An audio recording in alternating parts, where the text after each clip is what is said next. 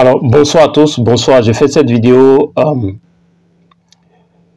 par rapport à l'actualité en cours. Alors, ce soir, j'ai vu sur les réseaux sociaux que un immeuble s'est effondré dans le quartier de la Riviera Palmeraie à Abidjan. Cela fait la énième fois qu'on assiste à un effondrement d'immeubles en Côte d'Ivoire. Alors, je voudrais donner juste mon opinion sur la chute des immeubles, l'opinion du géologue sur la chute concernant la chute d'un immeuble. Alors, avant de poursuivre, laissez-moi juste prendre mon petit café. Voilà. Alors, qu'est-ce qui peut expliquer, du point de vue de la géologie, l'effondrement d'un immeuble? Alors, notez que lorsque vous établissez un ouvrage tel qu'un immeuble qui s'est effondré, tel que l'immeuble qui s'est effondré, qui est un immeuble, je crois, de R+3. Alors, déjà, il y a des questions de géotechnique. Mais prenons simplement la mécanique des sols. Vous devez prendre en compte, lorsque vous construisez un tel immeuble, vous devez prendre en compte les questions de mécanique des sols. Parce que la géotechnique va avoir une influence sur l'immeuble. Donc, l'immeuble est posé sur un sol. La nature de ce sol peut fragiliser cet immeuble.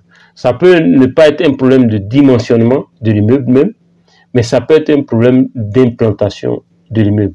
L'implantation au sens des études géotechniques. La question c'est, est-ce qu'une étude géotechnique a été faite?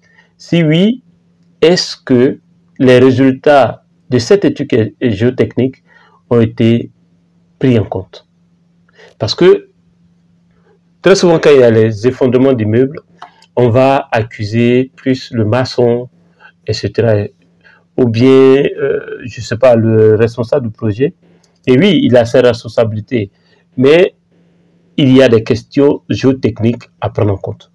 Désormais, mon meilleur conseil pour tous ceux qui veulent construire des ouvrages d'une telle ampleur, des ouvrages au-delà d'une simple villa, d'une villa basse, ils doivent pouvoir intégrer des études géotechniques.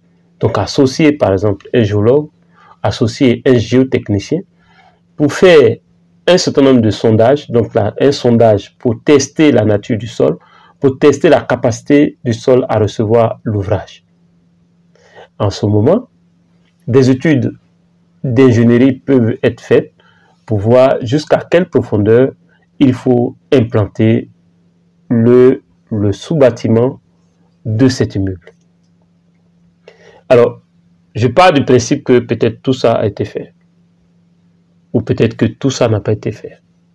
Mais qu'il soit fait ou pas, notez que la stabilité d'un bâtiment va tenir compte des aspects géologiques, donc des aspects géotechniques.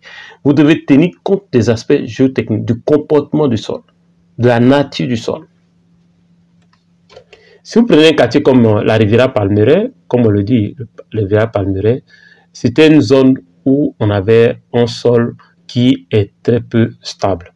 Ce qui fait que lorsque vous implantez un immeuble, vous ne pouvez pas implanter l'immeuble de la même manière que vous implantez un immeuble, par exemple, dans un quartier où le sol est stable, comme par exemple à Bobo.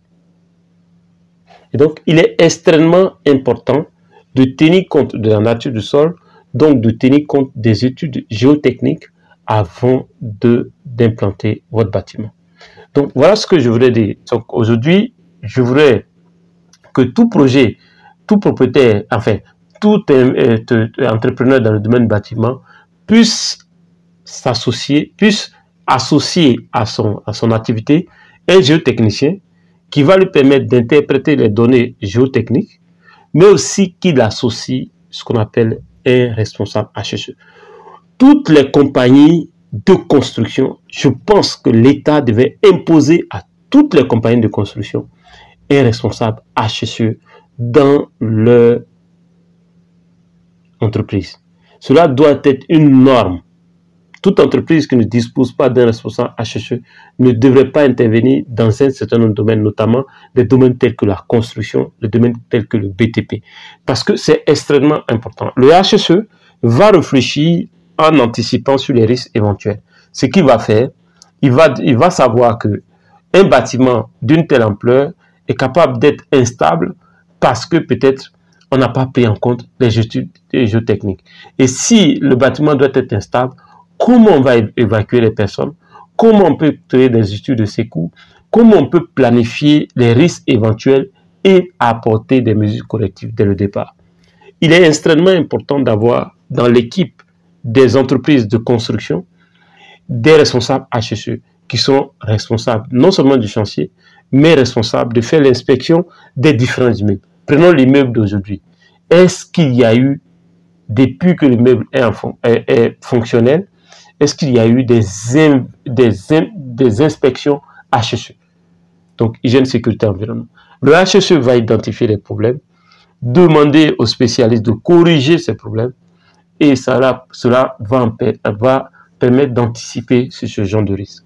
Donc, deux idées à retenir. Vous ne devez pas faire un bâtiment d'une telle ampleur sans faire d'études géotechniques. Première chose. Deuxième chose, vous ne pouvez pas mettre un tel bâtiment en opération, donc en exploitation, sans avoir avec vous un cabinet HSE qui passe régulièrement pour évaluer un certain nombre. Ça peut être les problèmes d'électricité. Vous voyez souvent des bâtiments prennent feu.